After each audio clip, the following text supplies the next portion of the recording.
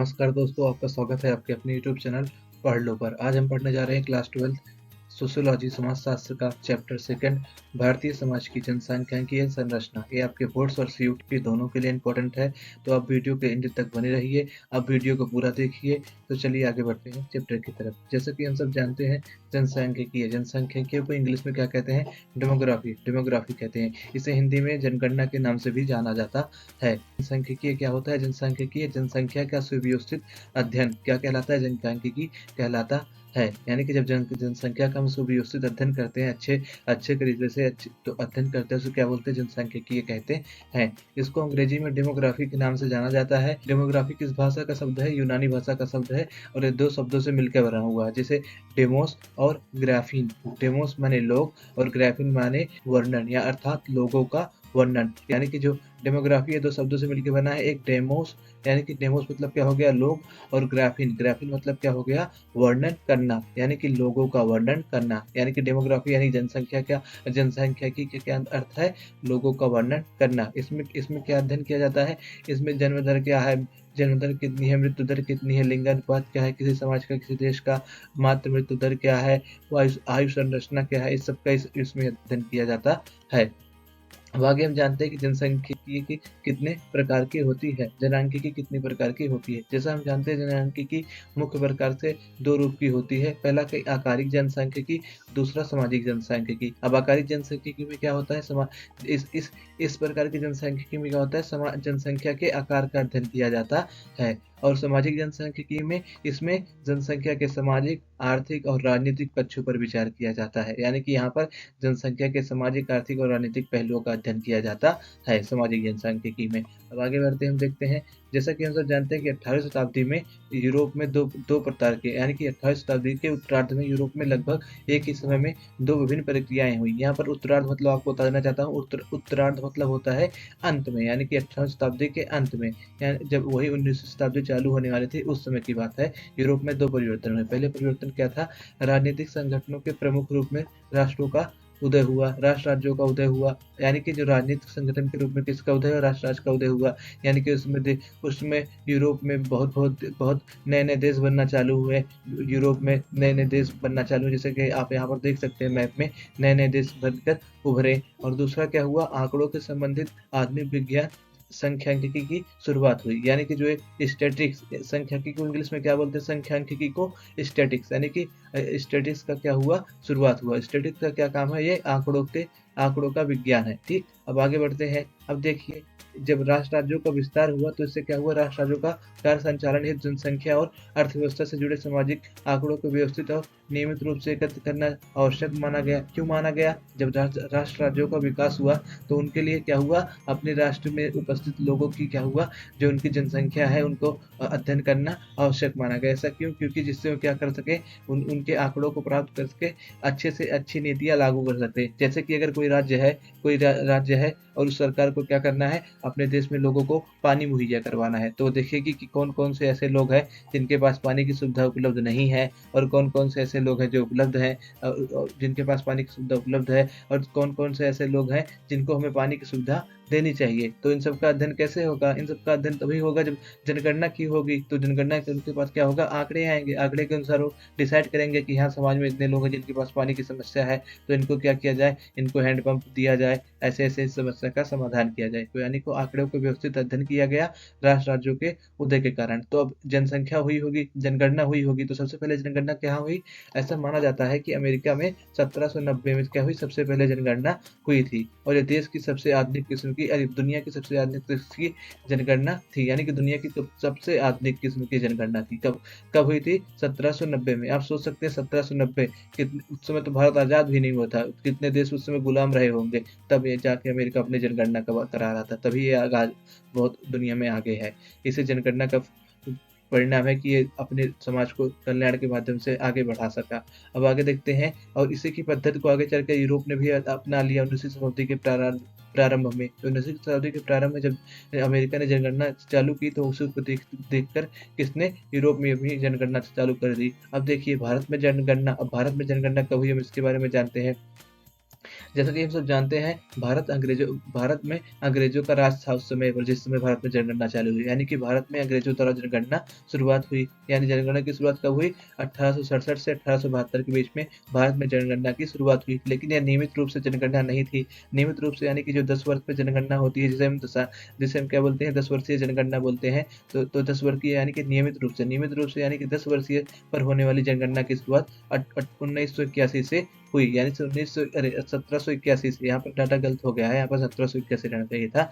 यानी कि 1781 से नियमित रूप से जनगणना की शुरुआत हुई। वो जनगणना जो प्रत्येक 10 साल में होती है। और आज़ादी से अब तक यानी कि 1947 में हमें आज़ादी मिली। उसके बाद 1951 में क्या हुई? पहली जनगणना हुई। यानी पहली जनगणना जो 1951 में हुई थी। 1951 से अब तक 10 वर्ष वाली जनगणना कितनी हो चुकी है? 7 जनगणना हो चुकी है। यानी कि 7 10 वर्षीय जनगणना आज़ादी से अब तक हो चुकी है। और जो सन 2011 में जनगणना हुई थी, वो सबसे नई जनगणना थी। सन 2021 में होनी थी, लेकिन हम सबको पता है कि कोविड की वजह से जनगणना नहीं हो पाई। अब आगे देखते हैं कि जनगणना का अध्ययन क्यों किया जाता है, यानी कि जनगणना क्यों की जाती है? जनगणना इसलिए की जाती है कि क्या किया जाए, जनसांख्यिकीय आंकड़े राज्यों की नीतियों में क्या करते हैं? मदद करते हैं। यानी कि राज्य को आर्थिक विकास में और जन कल्याण संबंधी नीतियों बनाने में क्या करते हैं? ये महत्वपूर्ण भूमिका निभाते हैं। जब सरकार के पास डाटा रहेगा, तभी तो कोई भी योजना लागू कर पाएगी। या लोगों को अनाज देना हुआ, तो उसके पास डाटा रहेगा कि हाँ, इतने लोग गरीबी रेखा के नीचे हैं। ये सब कहाँ से पता चलता है? जनगणना से पता चलता है कि कितने लोग गरीबी रेखा के नीचे हैं, कौन गरीबी रेखा के ऊपर है, तो किनको राशन दिया जाना चाहिए, किनको राशन नहीं दिया जाना चाहिए। इससे क्या होता है? सरकार को नीतियों को अपने लागू करने में आसानी होती है। अब आगे हम बढ़ते हैं। अब आगे बढ़ेंगे जनसंख्या का माल्थस का जनसंख्या सिद्धांत। अब जनसंख्या सिद्धांत पहले हम जान लेते हैं माल्थस कौन था। यहाँ पर आप देख सकते हैं ये माल्थस है। माल्थस एक ब्रिटिश कॉलेज में प्रोफेसर था। पहले इसने अपनी पढ़ाई कैम्ब्रिज से चालू की, उसके बाद एक प्रोफेसर, उसके बाद कुछ टाइम तक इसने क्या किया? पादरी की भी क्या लिया? प्रशिक्षण लिया। प्रशिक्षण मतलब पादरी की भी है, इसने ट्रेनिंग ली कुछ दिनों तक। उसके बाद ये क्या हुआ? एक ऐसे एक कॉलेज में, ब्रिटिश कॉलेज में क्या हो गया? प्रोफेसर बन गया। और ये वह कॉलेज था जिसमें क्या किया था? इंडियन सिविल सर्विसेज, यानी कि जो अंग्रेजों के समय में इंडियन सिविल सर्विसेज थी, उसके जो वहाँ पर ऑफिसर थे, वहाँ पर ट्रेनिंग करते थे। जिस कॉलेज में पढ़ाता था, वहाँ पर जो इसके ऑफिसर थे इंडियन सिविल सर्विसेज के, क्या करते थे? ट्रेनिंग करते थे। अब देखिए इसने क्या कहा? माल्थस ने जनसंख्या का एक जनसांख्यिकीय सिद्धांत दिया, जिसे हम माल्थस का जनसांख्यिकीय सिद्धांत के नाम से जानते हैं। और इसने अपनी एक एस्से लिखा था, जिसका नाम था एस्से ऑन पॉपुलेशन, 1788 यानी 1788 में लिखा था। उसी में इसने ये स्पष्ट किया था। उसमें इसने सिद्धांत दिया था। उसने बताया था कि जनसंख्या जो है हमेशा ज्यामितीय रूप से बढ़ती है, ज्यामितीय अनुपात में। ज्यामितीय अनुपात का मतलब क्या हुआ? जैसे अगर आज जनगणना मान लो 2 है, तो कल 4 हो जाएगी, परसों 8 हो जाएगी, नरसों 16 हो जाएगी, फिर उसके बाद 32, फिर 64, ऐसे ही बढ़ते चली जाएगी। यानी कि जो जनसंख्या है हमेशा क्या होती है? अपना दुगनी बढ़ती है। दुगनी का मतलब क्या है? ज्यामितीय रूप में। यानी कि आज 2 है, कल 4, परसों 8, नरसों 16, फिर उसके बाद 32 के बाद 64। लेकिन जो खाने पीने के पदार्थ है, यानी कि जो कृषि उत्पाद है और कपड़े उपड़े हैं, ये क्या होते हैं? इनकी क्या होती है? इनकी समांतर वृद्धि होती है, यानी कि गणितीय वृद्धि होती है। ये ऐसे नहीं बढ़ते जैसे जनसंख्या बढ़ती है। इनकी वृद्धि कैसे होती है? मान लीजिए आज 2 है, तो कल 4 हो जाएंगे, परसों 6 हो जाएंगे, परसों 8। यानी कि ये समान अंतर पर बढ़ते हैं खाने पीने के समान। कैसे कैसे? जैसे 2 से 4 यानी कि कितने का अंतर है? 2 का अंतर है। 4 से 6 कितने का अंतर है? 2। यानी कि समान अंतर पर बढ़ते हैं, 2-2 के अंतर पे करके बढ़ते हैं। जब ऐसा होता है, यानी कि जब जनसंख्या ज़्यादा तेज़ी से बढ़ रही है और जो कृषि उत्पाद है वो कम है, तो उससे क्या होता है? समाज में और जनसंख्या में क्या होता है? जनसंख्या और खाद्य सामग्री में असंतुलन पैदा हो जाता है। तो इससे क्या होता है? जनसंख्या को अब क्या हो जाएगा? नियंत्रण करना ज़रूरी हो जाएगा। नहीं तो क्या होगा? लोगों के पास खाद्य पदार्थ रह ही नहीं जाएँगे। तो इससे क्या होता है? समृद्धि बढ़ाने के लिए क्या होता है? जनसंख्या वृद्धि को नियंत्रित किया जाए। ठीक, अब नियंत्रण करने के इसने 2 प्रकार बताए हैं। माल्थस ने बोला जनसंख्या नियंत्रण 2 प्रकार से होता है। कैसे होता है? पहला तो एक प्राकृतिक तरीका है, यानी कि प्रकृति ऐसे उपाय करती है जिससे क्या हो? उतने ही लोग बचे रहें जितने लोगों के लिए क्या है? पृथ्वी पर संसाधन उपलब्ध है। तो वो अकाल ला देगी, भूकंप ला देगी और बाढ़ ला देगी, और युद्ध हो जाएगा, ये बीमारी फैल जाएगी। इनसे क्या होता है? कुछ लोगों की मौत हो जाती है और उतने ही लोग शेष बचते हैं, जितने क्या होते हैं, जितने जितने के लिए पृथ्वी पर खाने-पीने के साधन उपलब्ध हों। अब ये तो प्राकृतिक हो गया, और प्राकृतिक ऐसे होते हैं, जो प्राकृतिक अवरोध होते हैं, उन्हें रोका नहीं जा सकता है। कहने का मतलब ये है, जो प्राकृतिक अवरोध हैं, वो उनका होना ही होना है। अगर अकाल आना है तो अकाल आएगा ही, बाढ़ आना है तो बाढ़ आएगी ही, यानी कि इसको हम रोक नहीं सकते, इस पे कोई नियंत्रण नहीं है। और एक होता है कृत्रिम निरोध, यानी कि कृत्रिम अवरोध, वो उपाय जो आदमी खुद करता है जनसंख्या को नियंत्रण करने के लिए। जनसंख्या को नियंत्रण करने के लिए आदमी क्या कर सकता है, जैसे कि बड़ी उम्र में विवाह करे, यौन संयम रखे और ब्रह्मचर्य का पालन करे। इससे क्या करेगा, वो क्या करेगा, जनसंख्या को नियंत्रण कर लेगा। यही इनका थॉमस का यही क्या था सिद्धांत, और माल्थस का यही क्या था, जनसंख्या का सिद्धांत था। अब देखिए इनका सिद्धांत की कुछ आलोचकों ने आलोचना की है, उसको हम पढ़ते हैं। अब देखिए यहाँ पर माल्थस के सिद्धांत का विरोध, यानी कि कुछ ऐसे लोग थे जो माल्थस के सिद्धांतों का विरोध किया। माल्थस का यह सिद्धांत एक लंबे समय तक प्रभावशाली रहा, लेकिन कुछ विचारकों ने इसका विरोध किया। क्योंकि ये अभी बताता हूँ मैं आपको, क्योंकि हमेशा जो होती है जनसंख्या वृद्धि जो होती है, उससे आर्थिक वृद्धि कम नहीं होती है। कुछ विचारक ऐसे थे जो यह मानते थे कि आर्थिक समृद्धि जनसंख्या वृद्धि से अधिक हो सकती है, यानी कि जो आर्थिक वृद्धि है वो जनसंख्या वृद्धि से अधिक हो सकती है। अब देखिए, तथा उनके सिद्धांत का सबसे प्रभावशाली खंडन यूरोपीय देशों के ऐतिहासिक अनुभव द्वारा प्रस्तुत किया गया। यूरोप देश में ऐसे परिवर्तन हुए कि उन्होंने क्या किया, माल्थस के जो सिद्धांत था उसको खुद ब खुद क्या कर दिया, गलत साबित कर दिया। अब ऐसे क्या परिवर्तन हुए थे उसे हम जानते हैं। 19वीं शताब्दी के अंत में क्या हुआ, यूरोप में जन्म दरें घट गईं और महामारियों और प्रकोप पर नियंत्रण प्राप्त कर लिया गया। और क्या हो गया, इससे क्या हो गई, माल्थस की जो भविष्यवाणी थी झूठी साबित हो गई। क्यों झूठी साबित हो गई, क्योंकि जनसंख्या की तीव्र वृद्धि के बावजूद खाद्य पदार्थ और जीवन स्तर लगातार उन्नत होता गया। यानी कि जनसंख्या के तीव्र वृद्धि के बावजूद भी क्या हुआ, खाद्य पदार्थ और क्या होते गए, हमारा जीवन स्तर लगातार उन्नत होता चला गया। जो इससे माल्थस का सिद्धांत था, जो माल्थस ने कहा था कि इंसान हमेशा गरीबी में पैदा रहने के लिए श्रापित है, वो क्या हो गया, झूठा हो गया। अब आगे देखिए, इनकी आलोचना मार्क्सवादियों ने भी की और उदारवादियों ने भी की। उदारवादी कहते हैं कि जो गरीबी और भुखमरी है, जनसंख्या वृद्धि के बजाय आर्थिक आर्थिक संसाधनों का असमान वितरण के कारण फैली हुई है। यानी कि जो समाज में गरीबी और भुखमरी है, वो ऐसा नहीं है कि जनसंख्या वृद्धि है तो वो आर्थिक गरीबी और लोगों के पास भुखमरी है, लेकिन इसका कारण क्या है, इसका कारण है जो आर्थिक संसाधन है उनका असमान वितरण। जैसा कि आप फोटो में देख सकते हैं, यहाँ पर एक बच्चा देखिए, ये लेके बैठा है, एप्पल का डिवाइस लेके बैठा है, और एक बच्चा उसके पास खाने को नहीं है, बेचारे जमीन से कुछ उठा के खा रहा है। और यहाँ पर भी आप देख सकते हैं, यानी कि इसका मतलब क्या है, सोसाइटी के एक लोगों के पास क्या है, बहुत ज़्यादा पैसा है, और एक लोगों के पास बहुत कम पैसा है। आर्थिक संसाधनों का असमान वितरण है, यानी कि जो कुछ लोग ऐसे हैं जो आर्थिक संसाधनों पर ज़्यादा हक रखते हैं और वो विलासितापूर्ण जीवन जीते हैं, और कुछ लोग ऐसे हैं जिनका आर्थिक संसाधनों पर हक नहीं है तो विलासितापूर्ण जीवन नहीं जीते हैं। तो अगर आर्थिक संसाधन, यानी कि अगर सबके पास समान आर्थिक संसाधन हो जाए और सबको समान आर्थिक संसाधन दे दिया जाए, तो क्या होगा, समाज से ऑटोमेटिक क्या हो जाएगी, गरीबी और भुखमरी मिट जाएगी। तो उन्होंने ये कहा, उदारवादी और मार्क्सवादियों ने, कि इससे पीछे कोई रीजन, जो आप ये रीजन दे रहे हो कि जनसंख्या वृद्धि का कोई रोल नहीं है। रोल किसका है, समाज में भुखमरी और जनसंख्या वृद्धि का, इसमें रोल है आर्थिक कारणों का। आर्थिक कारण यानी कि आर्थिक संसाधनों का असमान वितरण। कुछ ही लोगों के पास संसाधन है और कुछ लोगों के पास संसाधन नहीं है, इसलिए समाज में गरीबी और भुखमरी फैली हुई है। इसका जनसंख्या वृद्धि से कोई संबंध नहीं है। अब आगे बढ़ते हैं हम, जनसांख्यिकीय संक्रमण का सिद्धांत। अब देखिए, जनसांख्यिकीय संक्रमण का सिद्धांत क्या कहता है, यह कहता है कि जनसंख्या वृद्धि आर्थिक विकास के समग्र स्तरों से जुड़ी हुई होती है। इसका मतलब यह है कि जैसे जैसे आर्थिक विकास होगा, वैसे वैसे क्या होगी, जनसंख्या में भी परिवर्तन आएगा। अब इसमें कितने चरण होते हैं जनसंख्या संक्रमण में, जनसांख्यिकीय संक्रमण में 3 चरण होते हैं, 3 बुनियादी चरण होते हैं। पहले चरण में क्या होता है, हम देखते हैं। पहले चरण में क्या होता है, पहले समाज में वृद्धि कम होती है। क्यों कम होती है, क्योंकि समाज अल्प विकसित एवं समाज तकनीकी दृष्टि से पीछा होता है। इससे क्या होता है, मातृ मृत्यु दर और जन्म दर दोनों ही ऊंची होती है। तो जब मातृ मृत्यु दर और जन्म दर दोनों ही ऊंची रहेंगी तो क्या होगी, जन्म दर कम होगी। जन्म दर नहीं, मातृ मृत्यु दर और जन्म दर जब ऊंची रहेंगी तो इससे क्या होगी, जनसंख्या वृद्धि कम होगी। अब कैसे, मैं आपको बताता हूँ। जैसे कि मान लीजिए किसी समाज में जनसंख्या वृद्धि दर कम है, तो वहाँ पर ये जो पहला चरण है उसमें ये कहा जाता है कि समाज अल्प विकसित है और तकनीकी दृष्टि से पीछे है। तो इसी वजह से अगर अल्प विकसित है तो लोगों के पास वहाँ पर इतना नॉलेज नहीं, इतना ज्ञान नहीं है कि कम बच्चे पैदा किया जाए। और तकनीकी दृष्टि से पीछे होने का मतलब यह है कि अगर वहाँ पर बीमारी आ जाएगी या कोई अकाल आ जाएगा या कोई महामारी आ जाएगी तो उससे क्या होगा, वहाँ की टेक्नोलॉजी इतने उन्नत नहीं है कि वहाँ की बीमारियों से निपटा जा सके, लोग वहाँ की बीमारियों से निपट सकें, उनके पास इतनी दवाई नहीं रहती है, इतने उपकरण नहीं रहते हैं कि वहाँ से बीमारियों से निपट कर सकें।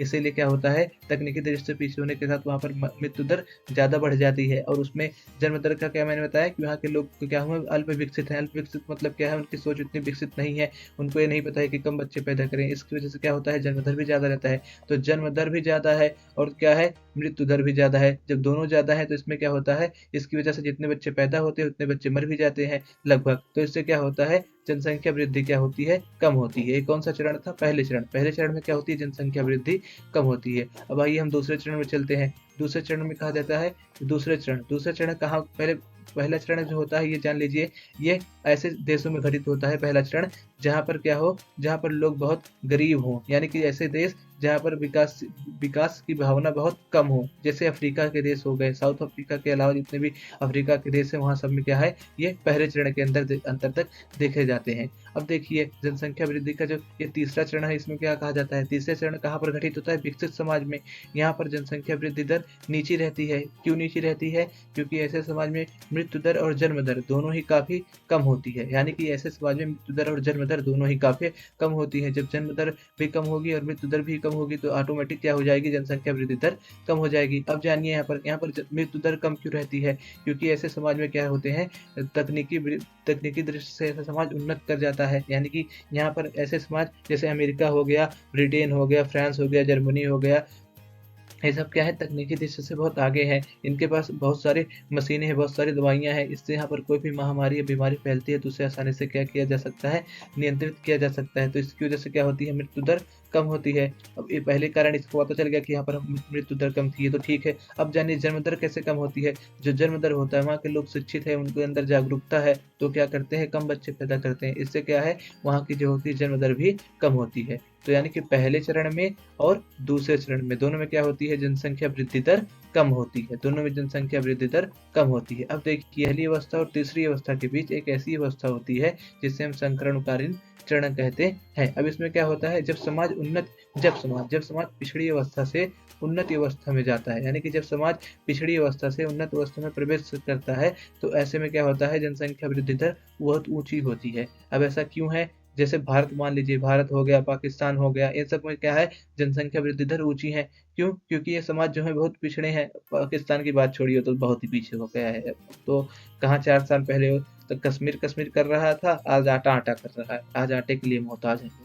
तो आप भारत को ही ले लीजिए, जैसे भारत है, भारत में क्या है, जनसंख्या वृद्धि दर ऊंची है क्योंकि भारत एक विकासशील देश है। तो ऐसे में क्या होता है, विकासशील देशों में तकनीकी परिवर्तन तो आ जाते हैं, लेकिन जैसे मान लीजिए विकासशील देश होने के कारण भारत में दवाइयाँ वाइयाँ भारी मात्रा में उपलब्ध है दवाइयाँ। इस यहाँ पर जैसे जहाँ पर कोई भी अगर मान लीजिए कोई भी समस्या उत्पन्न होती है, कोई भी महामारी आती है, कोई भी बीमारी आती है, तो उसका दवाइयों के माध्यम से निपटारा किया जा सकता है। यहाँ पर इतने उपकरण हैं कि किसी भी प्रकार से हम किसी भी बीमारी से निपट सकें। तो इससे क्या होता, इससे तो मृत्यु दर हमारी कम रहती है, लेकिन क्या होता है, जो जन्म दर होती है, जन्म दर तो कम करना एक मानसिक मतलब एक सामाजिक प्रक्रिया है ना।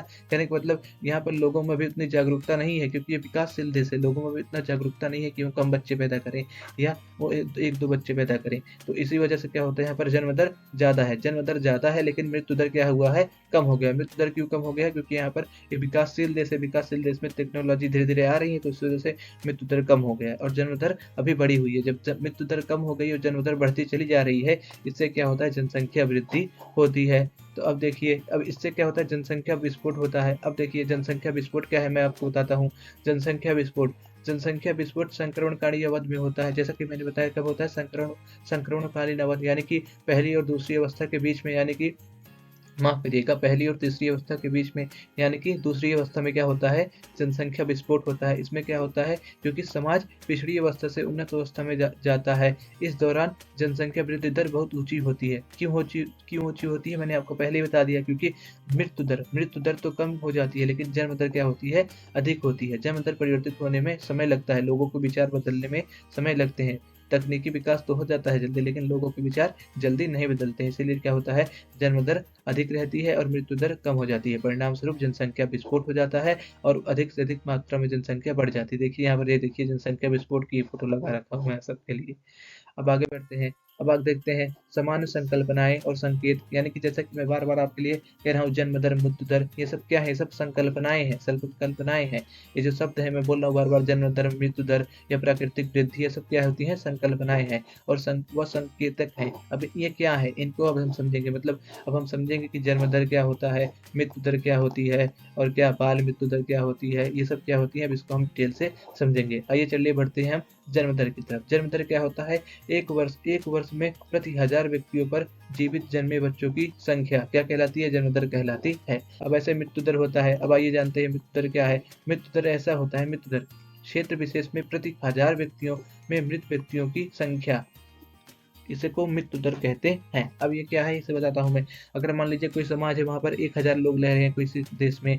अब 1000 लोग में से मान लीजिए 100 लोग मर गए, तो उसे क्या कहा जाएगा, मृत्यु दर कहा जाएगा। अब इस समाज की मृत्यु दर कितनी हुई, 1000 लोग पे 100 लोग मर गए, यानी कि इस समाज की मृत्यु दर 1000 लोग पे 100 मृत्यु दर है। अब देखिए प्राकृतिक वृद्धि दर क्या होती है। प्राकृतिक वृद्धि दर या इसे जनसंख्या वृद्धि दर कहते हैं। अब ये क्या होती है, जन्म दर और मृत्यु दर के बीच का अंतर होती है। जन्म दर और जो मृत्यु दर के बीच का अंतर होता है उसे ही प्राकृतिक वृद्धि दर कहते हैं। अब ये क्या होता है, समझ लीजिए एक कोई समाज है, वहां पर क्या हुआ, मान लीजिए 100 लोगों ने क्या किया, जन्म लिया। 100 लोगों ने 1000, मान लीजिए एक जनसंख्या, एक देश है जहाँ पर 1000 लोग रहते हैं, वहां पर 100 नए बच्चों ने जन्म लिया और वहां पर 50 लोग मर गए, यानी कि 100 लोग ने जन्म लिया, 50 लोग मर गए। अब इनके जितने लोग जन्म लिए हैं और जितने लोग मरे हैं, जन्म वालों में से मरे वाले लोगों को घटा दीजिए तो क्या आ जाएगी, प्राकृतिक वृद्धि दर आ जाएगी। यानी कि अगर हम 100 में से अगर यहाँ पर 50 को घटा देंगे तो कितना आ जाएगा हमारे पास,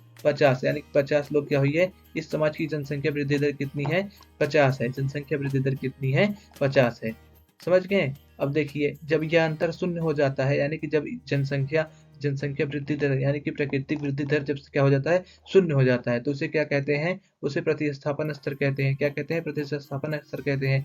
यह कहते हैं कि जनसंख्या क्या हो गई है, स्थिर हो गई है। इसका क्या मतलब हुआ, जैसा कि मैंने आपको बताया ना कि मान लीजिए एक समाज में कितने लोगों ने जन्म लिया, 50 लोगों ने जन्म लिया और 50 लोग की क्या हो गई, मृत्यु हो गई। अगर जब 50 लोगों ने जन्म लिया और 50 लोगों की मृत्यु हो गई तो कितने लोग बचे, यानी कि 50 लोगों ने जन्म लिया और 50 लोगों की मृत्यु हो गई, तो 50 माइनस 50 इक्वल टू 0, यानी कि यहाँ की जो वृद्धि हुई क्या हुई, 0 हुई। 1000 के लोग 1000 ही रह गए, ना कोई बढ़ा ना कोई घटा।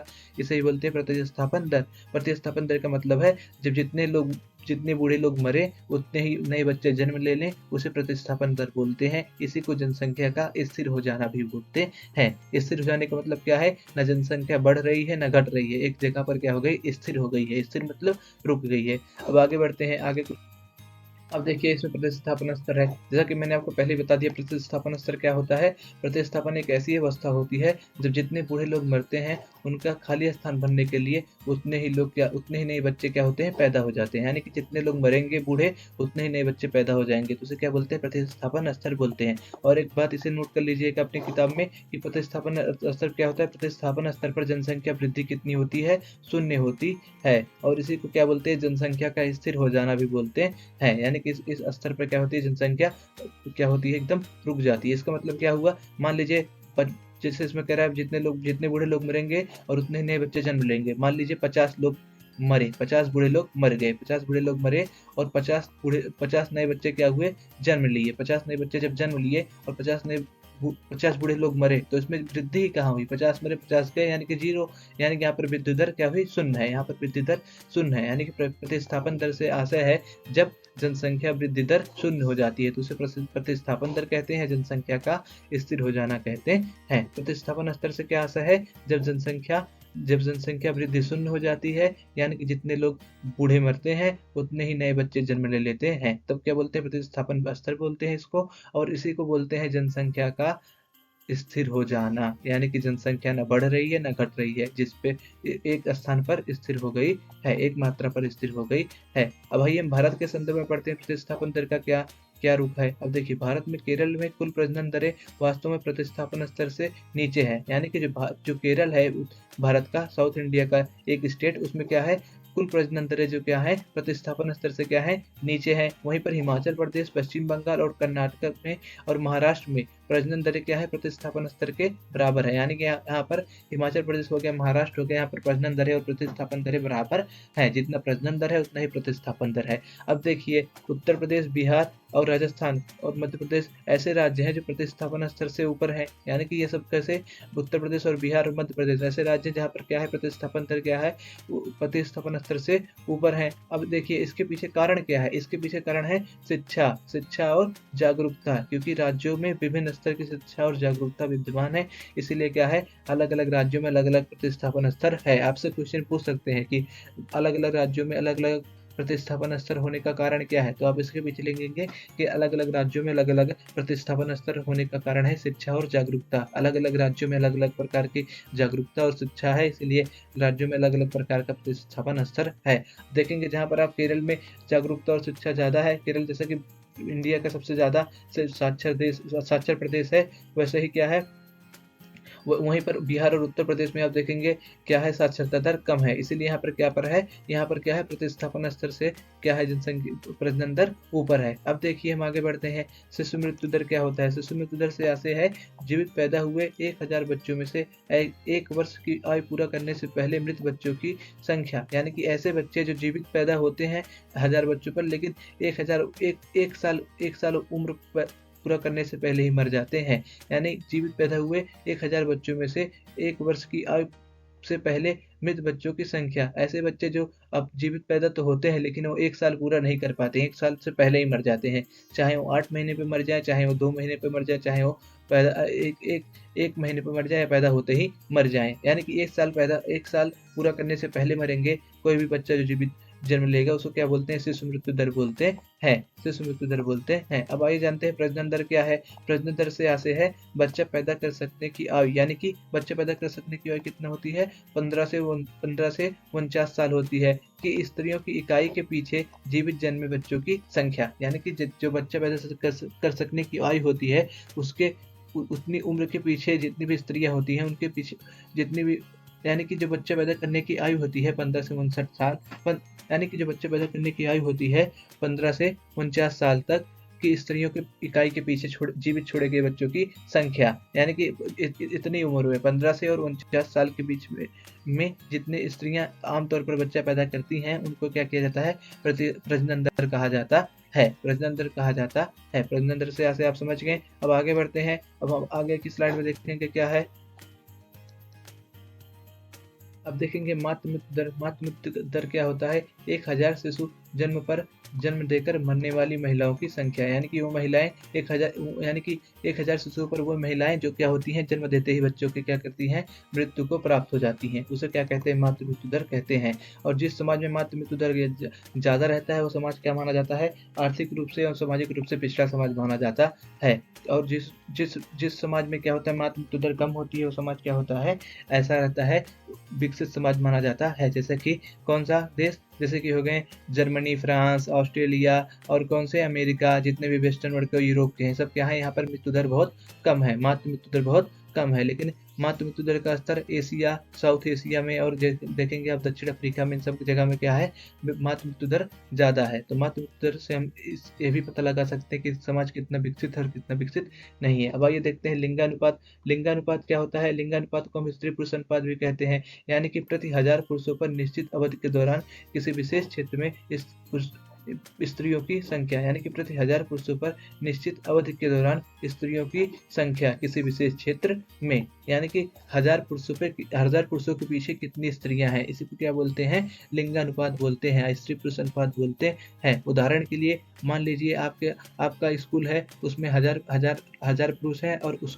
उसमें 800 लड़कियां हैं, यानी कि ये कहा जाएगा कि आपके स्कूल का लिंगानुपात कितना है, आपके स्कूल का लिंगानुपात 1000 पुरुषों पे 800 लड़कियां, ये आपके स्कूल का क्या है, लिंगानुपात है। इसे लिंगानुपात को हम स्त्री पुरुष अनुपात भी कहते हैं। अब देखिए जनसंख्या की आयु संरचना। जनसंख्या की आयु संरचना से क्या से है, संरचना मतलब जैसे कि हम समझ रहे हैं, इस संरचना को इंग्लिश में स्ट्रक्चर बोलते हैं।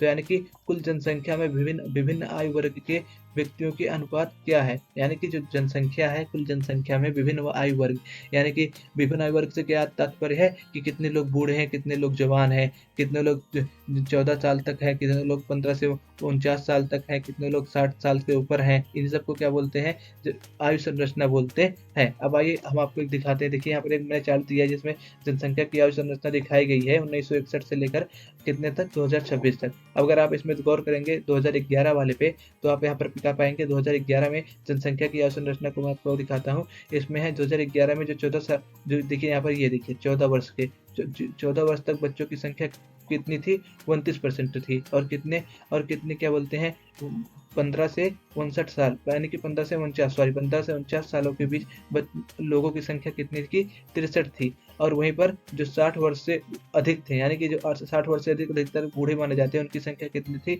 8% थी। समझ गए। यानी कि जनसंख्या की संरचना क्या बताती है कि कुल जनसंख्या में विभिन्न आयु वर्ग के लोग कितनी मात्रा में मौजूद है। जनसंख्या की आयु संरचना का मतलब समझ गए। इसका मतलब यही होता है कि कुल जनसंख्या के विभिन्न आयु वर्गों में व्यक्तियों का अनुपात, यानी कि विभिन्न आयु वर्गों के व्यक्ति कितने कितने हैं, कितने बूढ़े हैं, कितने जवान हैं, कितने क्या बोलते हैं, बच्चे हैं। इसे ही बोलते हैं जनसंख्या की आयु संरचना। दोस्तों प्रासंगिकता अनुपात क्या होता है आपको बता देना चाहता हूँ।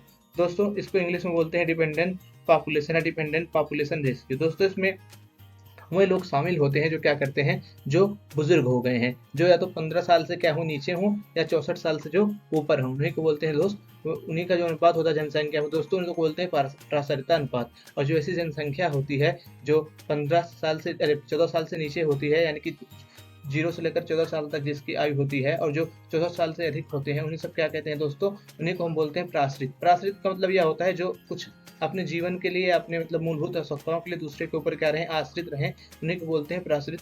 ठीक दोस्तों। और दोस्तों ऐसे जनसंख्या में जो इनका अनुपात रहता है जनसंख्या में, इसी को बोलते हैं दोस्तों पारस्परिकता अनुपात। अब दोस्तों इसे हम किताबी भाषा में जान लेते हैं क्या लिखा गया है।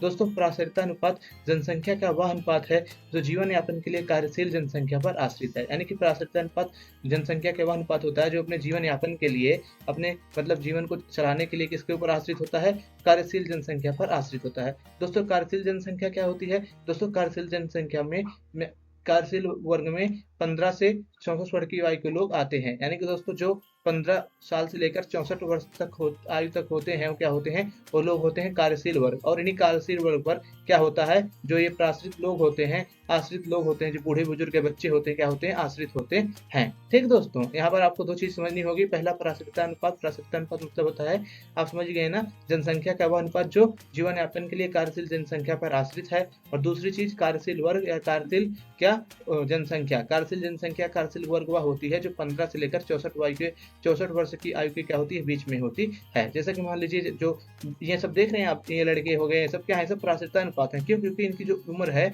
वो 15 से लेकर 64 साल के बीच में है। ठीक, तो क्या है, ये सब कार्यशील वर्ग हैं। लेकिन वहीं पर अगर आप देखेंगे कोई छोटा सा बच्चा 6 साल का या 6 महीने का, या उसकी उम्र 14 साल है, तो क्या है, वो आश्रित है, वो कुछ कर नहीं सकता, अपने माता पिता, अपने भाई बहनों पर, अपने परिवार पर डिपेंडेंट है।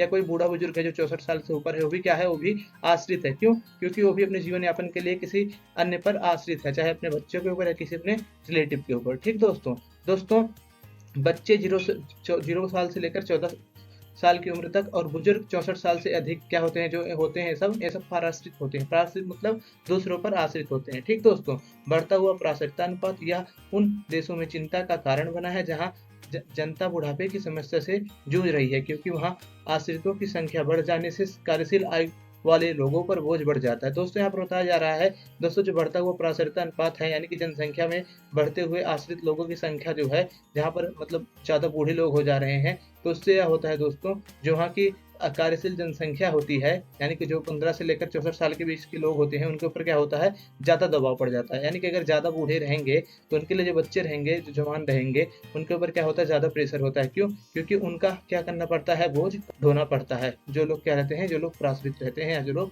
आश्रित रहते हैं दूसरों पर। ठीक दोस्तों वहीं जो गिरता हुआ प्राश्रितता अनुपात होता है दोस्तों, क्या होता है, वो आर्थिक समृद्धि और समृद्धि का स्रोत बन सकता है, क्योंकि वहां कार्यशील लोग का अनुपात कम न करने वाली की संख्या में अधिक बड़ा होता है। दोस्तों यहाँ पर ये बताया जा रहा है, अगर मान लीजिए जो पारदर्शिता अनुपात क्या हो रहा है, बढ़ रहा है, तो इससे क्या होता है, देशों के लिए चिंता का विषय होता है। जनसंख्या पर क्या होता है, जो कार्यशील वर्ग होती है उस पर ज़्यादा भार पड़ता है। लेकिन दोस्तों अगर मान लीजिए जहाँ पर पारदर्शिता अनुपात यानी कि बूढ़ों बुजुर्गों की संख्या क्या हो रही है दोस्तों, घट रही है, वो क्या होता है, आर्थिक समृद्धि यानी कि डेवलपमेंट और आर्थिक समृद्धि यानी कि ग्रोथ का और डेवलपमेंट का क्या होता है, सूचक होता है। क्योंकि दोस्तों वहाँ पर जो कार्यशील लोग होते हैं उनका अनुपात काम न करने वाले की संख्या में क्या होता है, अधिक बड़ा होता है। यानी कि वहाँ पर काम करने वाले ज़्यादा होते हैं और काम ना करने वाले कम होते हैं। कहाँ पर, जहाँ पर पारदर्शिता अनुपात क्या होता है दोस्तों, गिरता हुआ होता है। ठीक दोस्तों, इससे दोस्तों जनसांख्यिकीय लाभांश कहते हैं। यानी कि जब पारदर्शिता अनुपात क्या होता है, गिरता है, तो इसको क्या बोलते हैं, जनसांख्यिकीय लाभांश बोलते हैं। ठीक दोस्तों, अब दोस्तों हम देखेंगे थोड़ा डिटेल में भारत की जो जनसंख्या की आयु संरचना है, यानी कि किस वर्ग के लोग कितना है भारत में, यानी कि 5 से लेकर 14 साल के उनके बच्चे कितना है, 60 से ऊपर कितना है, इसी को बोलते हैं आयु संरचना। यानी कि हम किस किस वर्ग के, यानी कि किस किस उम्र के लोग हैं, इसी की संरचना को हम जब परिभाषित करते हैं तो उसी को बोलते हैं आयु संरचना। दोस्तों अब यहाँ पर हम जानेंगे कि भारत की जनसंख्या में किस किस आयु के लोग कितनी मतलब मात्रा में उपस्थित हैं। ठीक दोस्तों भारत में आयु संरचना में क्षेत्रीय अंतर अस्पष्ट है। यानी कि जो भारत की आयु संरचना है उसमें क्या है, क्षेत्रीय अंतर है। यानी कि कहीं पर ज़्यादा जवान लोग हैं और कहीं पर क्या है, ज़्यादा बूढ़े लोग हैं। इससे यह पता चलता है कि जो भारत की आयु संरचना है उसमें बहुत ज़्यादा क्षेत्रीय अंतर है। दोस्तों केरल में आयु संरचना विकसित देशों जैसी है, जबकि उत्तर प्रदेश में युवा जनसंख्या के अनुपात अधिक और वृद्धजनों का कम है। यानी कि अगर देखेंगे आप जो दोस्तों हमारा केरल राज्य है, तो केरल में क्या है दोस्तों, यहाँ की जो आय संरचना है वो विकसित देशों जैसी है। जैसे विकसित देशों में आय संरचना होती है वैसे केरल में है। और जबकि आप उत्तर प्रदेश को देखेंगे तो उत्तर प्रदेश में जो वहाँ पर युवा जनसंख्या का अनुपात है वो क्या है, अधिक है। वहाँ पर वृद्ध जन यानी कि जो बूढ़े लोग हैं कम है। यानी कि उत्तर प्रदेश में युवा ज़्यादा है। ठीक दोस्तों वर्ष 2026 से जनसांख्यिकीय पिरामिड या चार्ट में केरल और उत्तर प्रदेश के आयु समूह के यहाँ अंतर स्पष्ट देखा जा सकता है। दोस्तों अगर जो आप 2026 का जो आयु जनसंख्या पिरामिड है, जनसंख्या चार्ट है, अगर उसे आप देखेंगे तो उसमें जो केरल और उत्तर प्रदेश की आयु समूह में यहाँ अंतर है उसे स्पष्ट देखा जा सकता है। दोस्तों यहाँ पर अगर आप देखिए, यहाँ पर उत्तर प्रदेश का जो 2026 का क्या है, जनसंख्या पिरामिड है, जनसंख्या चार्ट है, यहाँ पर दिया गया है। और नीचे देखेंगे आप 2026 का केरल का जो जनसंख्या की मतलब पिरामिड है उसे क्या किया गया है, दिया गया है। ठीक दोस्तों इसमें अगर आप देखेंगे तो इसमें क्या है दोस्तों, अगर दोस्तों आप अपने एनसीईआरटी में देखेंगे, वैसे तो आपको इसमें वीडियो में क्लियर दिख नहीं रहा होगा, जो यहाँ बीच में जो लिखा गया है, जो आयु यहाँ पर लिखी गई है, यहाँ पर जो मतलब उम्र है वो लिखी गई है। तो अगर आप इसे आप एनसीईआरटी में अच्छे से देखेंगे तो समझ जाएंगे, लेकिन मैं आपको इसे समझाने का प्रयास करता हूँ। दोस्तों इसमें यह बताया गया है, अगर आप यहाँ पर देखेंगे जो ये आयु संरचना है, यहाँ पर आप देखिए, यहाँ पर 0 से लेकर 4 साल और यहाँ तक अगर आप देखेंगे, यहाँ तक यानी कि 40 से लेकर 45 साल, यानी कि यहाँ का जो ग्राफ है ये क्या है, उत्तर प्रदेश का क्या है, चौड़ा है। इसका मतलब यह है, नीचे का आप ग्राफ देखेंगे ना, सब क्या है, यहाँ तक चौड़ा है, लेकिन ऊपर जाते जाते क्या हो जा रहा है, पतला हो जा रहा है, ऐसे हो जा रहा है ना, लेकिन नीचे तो चौड़ा है। इससे पता चलता है दोस्तों जो उत्तर प्रदेश की जनसंख्या है उसमें क्या है, युवा लोग ज्यादा हैं। क्योंकि ये जो पिरामिड है नीचे का, ये क्या दिखाता है, ये युवा की संख्या दिखाता है। ठीक, और ऊपर क्या होते हैं, ये वृद्धजनों की संख्या होती है। लेकिन आप वहीं पर क्या देखेंगे, अगर आप केरल की जनसंख्या का देखेंगे तो इसमें क्या है, इसमें आप देखेंगे युवा और मतलब युवा लोग हैं, जो बूढ़े लोग हैं, यहाँ पर देखेंगे तो आप इनकी लगभग क्या है, समानता है। यानी कि यहाँ पर क्या है, जो विकसित देशों की संरचना है उसके प्रकार क्या है, केरल का यहाँ पर जो जनसंख्या पिरामिड है वो बन गया है। तो ठीक दोस्तों, अगर आप एनसीईआरटी में देखेंगे तो अच्छे से समझ जाएंगे। यहाँ पर आपको थोड़ा धुंधला दिख रहा होगा।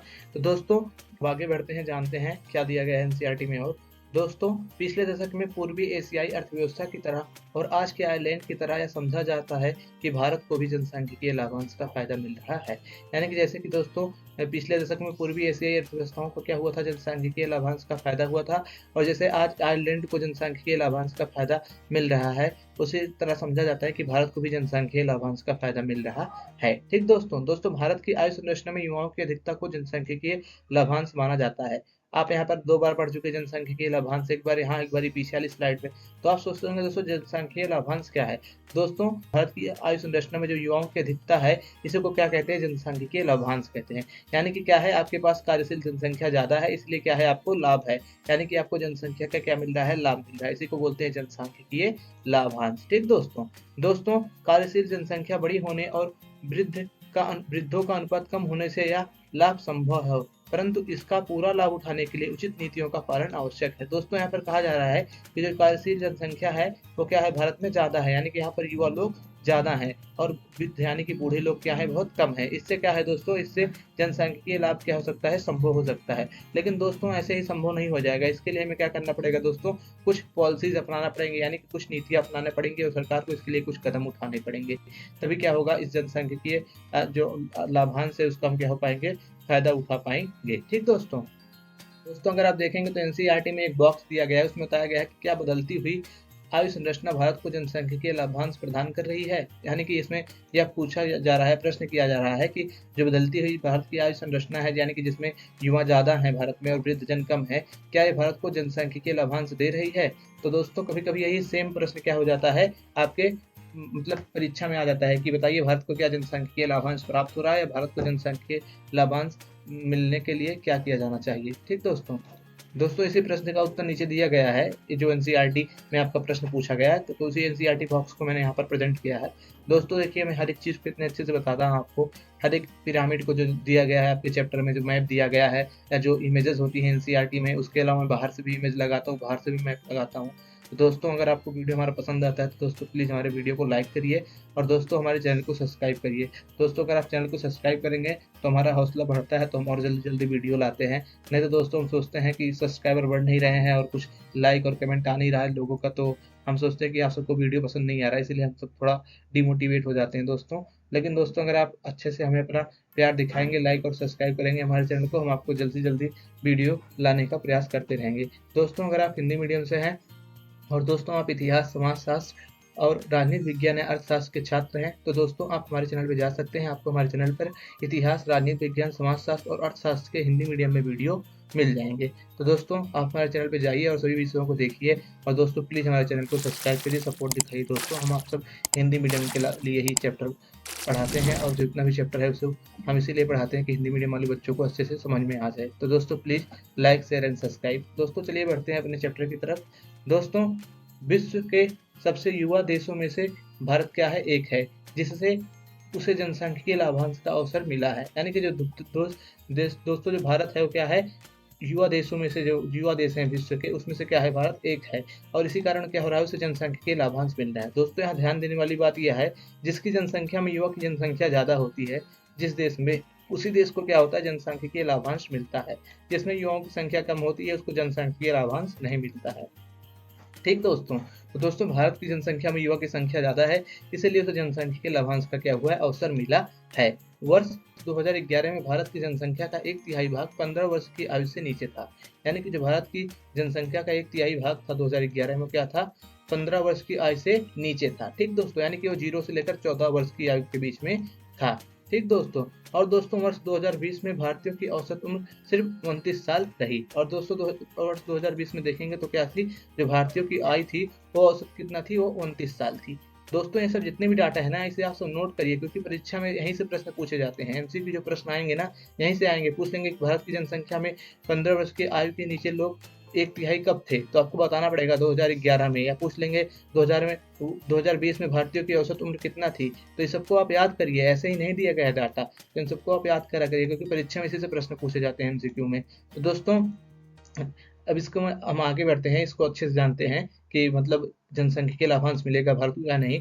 दोस्तों जब विकसित देशों में या 37 से लेकर 48 के बीच रही युवा जनसंख्या के कारण कार्यशील वर्ग बढ़ा है, जिससे आर्थिक समृद्धि की संभावना बनती है। यहाँ पर बताया जा रहा है दोस्तों, जो भारत की औसत उम्र सिर्फ 29 साल थी 2020 में, उसमें जो मतलब विकसित देश जैसे कि चाइना हो गया, अमेरिका हो गया, इन सब में क्या थी, 37 से लेकर 48 वर्ष के बीच क्या थी, जो इनकी औसत उम्र थी। दोस्तों युवा जनसंख्या के बढ़ने के कारण हमारा कार्यशील वर्ग बढ़ा है, यानी कि काम करने वाले क्या लोग हैं, बड़े हैं, युवा लोग बड़े हैं। तो युवा लोग बड़े हैं तो क्या करेंगे, सब काम करेंगे, और इससे क्या हो सकता है, आर्थिक समृद्धि क्या हो सकती है, पैदा हो सकती है। दोस्तों हालांकि यह लाभ तभी संभव है जब युवाओं को शिक्षा और रोजगार के पर्याप्त अवसर मिले।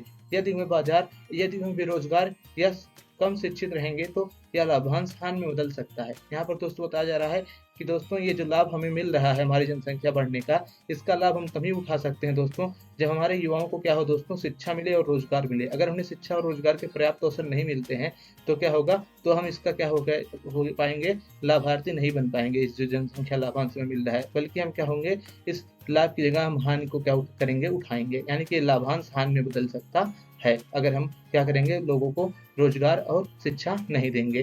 दोस्तों हालांकि यह लाभ तभी संभव है जब युवाओं को शिक्षा और रोजगार के पर्याप्त अवसर मिले। यदि वह बेरोजगार या कम शिक्षित रहेंगे तो लाभांश हानि में बदल सकता है। वही दोस्तों यहाँ पर लाइन फिर से रिपीट हो गई है गलती से। तो दोस्तों भारत के शामिल जनसांख्यिकीय लाभांश का अवसर है क्योंकि प्रसारिता अनुपात घट रहा है। 1970 में 79 से घटकर 2005 में 64 हो गया तथा 2025 में यह 48 तक पहुंच सकता है, लेकिन 2025 में वृद्धजन बढ़ जाने से फिर 50 तक बढ़ जाएगा। दोस्तों यहाँ पर सिंपली ये बताया जा रहा है कि जो भारत है इसमें क्या हो रहा है, इसमें जो प्रसारिता अनुपात है वो क्या हो रहा है, घट रहा है। इसीलिए दोस्तों यहाँ पर जनसांख्यिकीय लाभांश बढ़ने की क्या है दोस्तों, अवसर है। दोस्तों यहाँ पर यह भी डाटा दिया गया है जो 1970 में भारत का प्रसारिता अनुपात था वो 79 था, लेकिन वो 2005 में घटकर 64 हो गया और 2025 में वो घटकर कितना हो जाएगा दोस्तों, 48 तक पहुंच सकता है। यानी कि 2005 में जो 64 था 2025 में 48 हो जाएगा। लेकिन दोस्तों वृद्धजनों के बढ़ने से ये 2050 में 50 तक पहुंच सकता है, क्या, प्रसारिता अनुपात। ठीक दोस्तों आगे यहाँ पर बताया जा रहा है दोस्तों समस्या रोजगार की है क्योंकि 1987 से 2004 के बीच रोजगार वृद्धि दर ग्रामीण और नगरीय क्षेत्रों में गिर गई है। इसीलिए युवा कार्यबल का लाभ तब तक संभव नहीं है जब तक पर्याप्त रोजगार और योजनाबद्ध रणनीतियां नहीं बनाई जाती। लेकिन दोस्तों जब तक हम क्या करेंगे, जब तक हम इन जो जनसंख्या है इनका अच्छे से उपयोग नहीं करेंगे, जब तक हम इनको रोजगार नहीं देंगे, तब तक क्या होगा, तब तक यह जो हमारा जनसंख्या लाभांश है इसका हम अवसर नहीं उठा पाएंगे। यानी कि योजनाबद्ध रणनीतियां नहीं बनाई गई हैं, लेकिन इसके लिए हमें क्या करना पड़ेगा दोस्तों, योजनाबद्ध रणनीतियां बनानी पड़ेंगी, क्योंकि दोस्तों बिना योजनाबद्ध रणनीतियों के हमें जनसांख्यिकीय लाभांश नहीं मिल सकता है। दोस्तों हम जानेंगे कि आयु संभाविता क्या होता है। दोस्तों इसके बारे में, दोस्तों आयु संभाविता को इंग्लिश में बोलते हैं लाइफ एक्सपेक्टेंसी, यानी कि एक आदमी कितने वर्ष तक औसतन जिएगा, इसी को बोलते हैं आयु संभाविता। ठीक दोस्तों यह इस बात की सूचक है कि एक औसत व्यक्ति अनुमानतः कितने वर्ष तक जीवित रहेगा, यानी कि एक व्यक्ति कितने वर्ष जिएगा, यही क्या है, आयु संभाविता है। ठीक दोस्तों सोनोग्राम यानी अल्ट्रासाउंड प्रौद्योगिकी पर आधारित एक्सरे जैसा दंडीय उपाय जो मूल रूप से भ्रूण की जननी के या अन्य विकारों का पता लगाने के लिए विकसित किया गया था, अब भ्रूण के लिंग का पता लगाने और चयनात्मक आधार पर बालिका भ्रूण को गर्भ में ही नष्ट कर देने के लिए उसका दुरुपयोग किया जाने लगा है। दोस्तों कभी कभी पूछ लेता है आपसे परीक्षा में कि सोनोग्राम क्या है, यानी कि सोनोग्राम यानी कि अल्ट्रासाउंड। दोस्तों तो आप इसको ये बताइएगा कि जो अल्ट्रासाउंड है इसका जो मतलब विकास हुआ था इसलिए हुआ था, जो भ्रूण में जो बच्चा होता है, यानी कि भ्रूण की जनकीय जो जननी के जो अन्य विकार उस पर उत्पन्न होते हैं, जो भ्रूण में मतलब होता है, उसमें क्या होता है, उसके विकारों को जानने के लिए अल्ट्रासाउंड को क्या किया था, डेवलप किया गया था। लेकिन दोस्तों अब भ्रूण के जो लिंग का पता लगाने के लिए क्या किया जा रहा है, जो अल्ट्रासाउंड है उसका इस्तेमाल किया जा रहा है। यानी कि जो अल्ट्रासाउंड था उसकी शुरुआत अच्छी चीज के लिए हुई थी कि जो बच्चा है उसमें कोई मतलब बीमारी तो नहीं है या उसमें कोई विकार तो नहीं आ रहा है, तो लेकिन दोस्तों जो यह अच्छे के लिए विकास हुआ था, यानी कोई अच्छी चीज के लिए टेक्नोलॉजी आई थी सोनोग्राम अल्ट्रासाउंड, अब इसका क्या होने लगा है दोस्तों, दुरुपयोग होने लगा है। और अब चयनात्मक आधार पर लोग क्या कर रहे हैं, इसी अल्ट्रासाउंड के माध्यम से पता लगा लेते हैं कि गर्भ में लड़की है या लड़का, उसको लिंग का पता लगाकर क्या करते हैं दोस्तों, बालिका भ्रूण को गर्भ में ही क्या करते हैं दोस्तों, नष्ट करवा देते हैं। और उसका क्या हो रहा है दोस्तों, अल्ट्रासाउंड का क्या हो रहा है, इससे दुष्प्रयोग बढ़ रहा है। दोस्तों भारत सरकार ने इससे चलते हुए 1999 के पास या 1953 के आसपास क्या किया था दोस्तों, एक कानून बनाया था जिसमें क्या किया गया था दोस्तों, ये जो बालिका भ्रूण की हत्या है इसको रोकने के लिए दोस्तों कानून बनाया गया था कि कोई भी क्या करे, अल्ट्रासाउंड से पहले ही भ्रूण का पता लगाकर मतलब गर्भ में बच्चे को न मार सके, इसके लिए भारत सरकार ने कानून भी बनाया है। ठीक दोस्तों आगे जानते हैं। दोस्तों हम जानेंगे कि जो भारत में स्त्री पुरुष अनुपात है उसकी क्या स्थिति है, यानी कि भारत में स्त्री पुरुष अनुपात कैसा है। ठीक दोस्तों ऐतिहासिक रूप से स्त्रियां पुरुष अनुपात स्त्रियों के पक्ष में रहा है, यानी प्रति 1000 पुरुषों के पीछे स्त्रियों की संख्या आमतौर पर 1 से कुछ ऊपर ही रहती है। दोस्तों ऐसा देखा गया है ऐतिहासिक रूप से कि जो स्त्री पुरुष अनुपात होता है, यानी कि 1000 पुरुष पर कितनी स्त्रियां हैं, उसका अनुपात जो होता है वो स्त्रियों के पक्ष में होता है। यानी जो 1000 प्रति 1000 पुरुषों के पीछे स्त्रियों की संख्या क्या होती है, 1000 से कुछ ऊपर ही रहती है। लेकिन दोस्तों भारत में क्या हुआ दोस्तों, हम पिछली 1 शताब्दी से देखते हैं दोस्तों क्या हो रहा है, जो स्त्री पुरुष अनुपात है क्या हो रहा है दोस्तों, गिरता आ रहा है। दोस्तों 20वीं शताब्दी की शुरुआत में भारत में प्रति 1000 पुरुषों के पीछे स्त्रियों की संख्या 972 थी, यानी कि 20वीं शताब्दी की शुरुआत में आप देखेंगे तो 1000 पुरुषों पर कितनी महिलाएं थी, 272 थी। लेकिन दोस्तों 21वीं शताब्दी में 21वीं शताब्दी के शुरू में स्त्री पुरुष अनुपात घटकर 1933 हो गया, और जैसे ही दोस्तों 21वीं शताब्दी की शुरुआत हुई, उसी की शुरुआत में ही जो स्त्री पुरुष अनुपात है वह 972 से घटकर और कम हो गया, वो 933 हो गया। ठीक दोस्तों अगर हम 2011 की जनगणना का अनुमानित स्त्री पुरुष अनुपात को देखें तो प्रति 1000 पुरुषों के पीछे 943 स्त्रियां हैं। यानी कि दोस्तों अगर हम 2011 की जनगणना के अनुसार स्त्री पुरुष अनुपात को देखें तो उसमें यह बताया गया है 2011 की जनगणना में कि जो स्त्रियां हैं वो प्रति 1000 पुरुषों के पीछे 943 स्त्रियां हैं। दोस्तों आपके लिए जो ये डाटा है, ये डाटा वेरी वेरी इंपॉर्टेंट है, क्योंकि यहीं से प्रश्न पूछा जाएगा। आपसे ये वाला नहीं पूछेगा डाटा, लेकिन जो ये वाला डाटा है 2011 का, इसको जरूर पूछेगा कि 2011 में कितना स्त्री पुरुष अनुपात था। तो आप याद रखिएगा 1000 पुरुषों के पीछे 943 स्त्रियां। दोस्तों बाल स्त्री पुरुष अनुपात में गिरावट आई है, और उसकी गिरावट आने के अनेक कारण है। यानी कि दोस्तों जो बाल स्त्री पुरुष अनुपात में पहली गिरावट का कारण है वह है यह है शैशव अवस्था में बच्चों की देखभाल की घोर उपेक्षा, जिससे उनकी मृत्यु दरें ऊंची हो जाती हैं। यानी कि जब बच्चियां छोटी रहती हैं, लड़कियां, तो उनकी क्या होती है, उनकी देखभाल की उपेक्षा की जाती है, यानी कि उनकी देखभाल कम की जाती है, और इसकी वजह से क्या होती है, उनकी मृत्यु भी हो जाती है। यानी कि जब लड़कियां छोटी होती है तो उनकी देखभाल लड़कों की अपेक्षा कम की जाती है, तो इसकी वजह से क्या होता है दोस्तों, वो मृत्यु को प्राप्त होती हैं, जिससे जो बाल मृत्यु दर है उसमें स्त्रियों का अनुपात बढ़ जाता है। स्त्रियों की संख्या क्या है दोस्तों, वो मृत्यु दर में ऊंची हो जाती है। ठीक दोस्तों, जो बाल स्त्री पुरुष अनुपात का कम होने का जो दूसरा कारण है वह दोस्तों यहाँ है कि लिंग विशेष के गर्भपात, जिससे बच्चियों को पैदा होने से रोक दिया जाता है। यानी कि दोस्तों जो लिंग विशेष का गर्भपात, जैसा कि आपको पता था ना दोस्तों, अल्ट्रासाउंड में क्या होता है, लिंग विशेष का क्या कराया जाता है, गर्भपात कराया जाता है। अगर जान लेंगे कि मतलब लड़की होने वाली है तो क्या करेंगे, उसको क्या करा देंगे, अबॉर्शन करवा देंगे। यानी कि इससे क्या होगा, जो लड़कियां हैं उनका क्या हो जाएगा, अनुपात कम हो जाएगा। इसलिए क्या है, यह भी एक विशेष कारण है जिसकी वजह से भारत में बाल स्त्री अनुपात कम है। और बालिका शिशुओं की हत्या अथवा धार्मिक, सांस्कृतिक अथवा अन्य विश्वासों के कारण शैशव अवस्था में ही बच्चियों की हत्या। दोस्तों आप देखते होंगे ना, जो बालिका शिशु होती है, यानी कि जो लड़कियां होती हैं, छोटी छोटी जो बालिका होती हैं, उनकी क्या कर दी जाती है, लोग हत्या कर देते हैं। अधिकतर ऐसे कारणों के पीछे, जैसे कि धार्मिक कारण है, सांस्कृतिक कारण है, अंधविश्वास के कारण क्या की जाती है, बच्चों की हत्या कर दी जाती है। कुछ लोग तो दहेज के लिए क्या कर देते हैं, बच्चों की जन्म के बाद ही क्या कर देते हैं, हत्या कर देते हैं। ठीक दोस्तों, तो दोस्तों ये 3 कारण थे जिसको आप लिखेंगे अगर प्रश्न पूछेगा कि भारत में बाल स्त्री अनुपात क्यों कम है, तो इसे आप याद कर लीजिएगा। यही 3 कारण है। पहला क्या है, पहला बच्चों की देखभाल कम की जाती है, दूसरा गर्भपात करा दिया जाता है जब बच्चियां पता होती हैं कि पेट में है, और उसके अलावा दोस्तों जो बालिका शिशु हैं उनकी हत्या की जाती है धार्मिक और सांस्कृतिक कारणों की वजह से और दहेज की वजह से। ठीक दोस्तों ऐसा नहीं है कि जो सरकार है इसके खिलाफ कुछ कदम नहीं उठाई है, सरकार ने बहुत सारे कदम उठाई है। जैसे कि 1999 में आप देखेंगे उन्होंने एक्ट लाया था कि अल्ट्रासाउंड का दुरुपयोग ना किया जाए। जो भी बच्चे का मतलब अल्ट्रासाउंड के माध्यम से पता लगाएगा कि पेट में लड़की है लड़का, उसको क्या होगी, उसको सजा होगी। और बहुत सारे कार्यक्रम चालू किए गए हैं, जैसे कि बेटी बचाओ, ये सब क्या करते हैं, ये सब बाल स्त्री पुरुष अनुपात को बढ़ाने के लिए चालू किए गए हैं। ठीक दोस्तों क्षेत्रीय आधार पर भारत में निचला बाल स्त्री पुरुष अनुपात पाया जाता है। निम्नतम बाल स्त्री पुरुष अनुपात भारत के सबसे अधिक समृद्ध क्षेत्रों में पाया जाता है। दोस्तों यहाँ पर बताया गया है जो भारत के सबसे अधिक विकसित क्षेत्र हैं, यानी कि जो समृद्ध क्षेत्र हैं, वहाँ पर क्या होता है, वहाँ पर सबसे ज्यादा निम्न बाल पुरुष अनुपात पाया जाता है।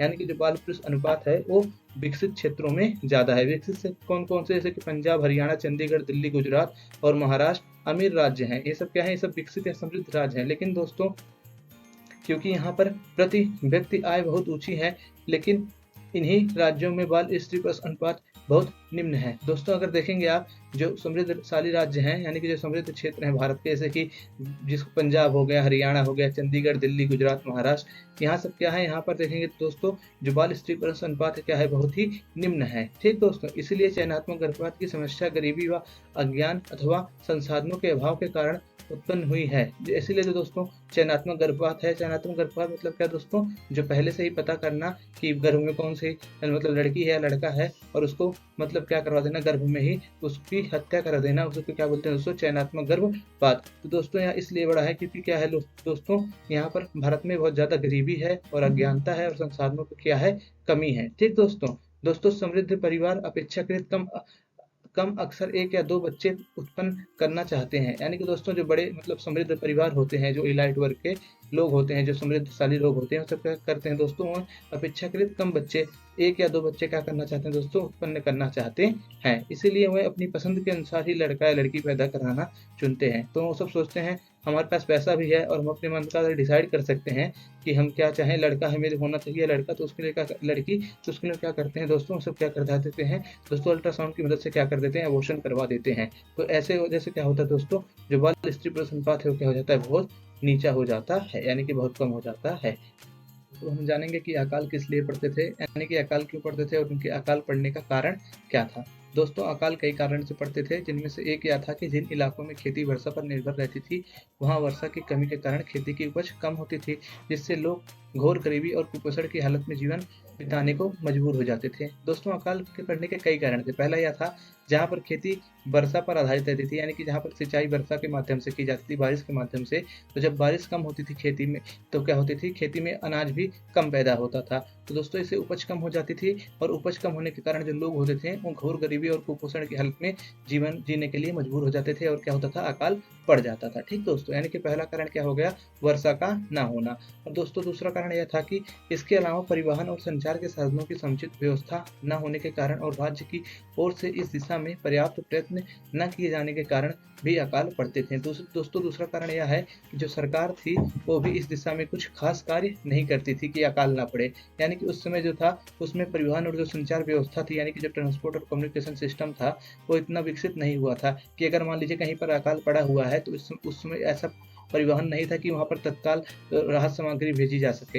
यानी कि जो दोस्तों सरकार थी वो ऐसा प्रयास नहीं कर रही थी कि अकाल देश में ना पड़े। इसकी वजह से भी क्या होता था दोस्तों, भारत में कई क्षेत्रों में क्या होता था, अकाल पड़ता था, यानी कि राज्य इस ओर क्या करती थी, पर्याप्त प्रयत्न नहीं करती थी, इसलिए क्या होता था, भारत में अकाल पड़ता था। ठीक दोस्तों, ये दूसरा कारण हो गया।